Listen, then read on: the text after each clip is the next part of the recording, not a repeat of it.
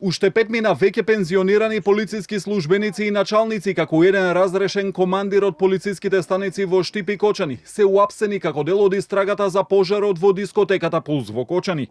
По еден пензионеран штипски началник се уште се трага. Тие се осомничени дека без да извршат проверки од 2012 до 2022 година ги издале и подпишале согласностите со кои кабарето Пулс добило лиценца за работа без да ги исполни условите. Осомничените како службени лица вработени во СВР Штип и полициска станица Кочани, како соизвршители не постапиле според прописите за мерките за заштита, не извршиле целосна и детална проверка во врска со издавање на позитивна согласност за издавање лиценца за кабаре Пулс во делот на безбедноста во сообраќајот и јавниот ред и мир. Со издавањето на согласностите, сите заедно му овозможиле на правното лице да се стекне со лиценца за вршење угостителска дејност, иако истото не ги исполнувало предвидените услови. Дека издадена наредба за приведување на 7 лица со полициски овластувања, државниот обвинител Коцевски откри синоќа во телевизиско гостување.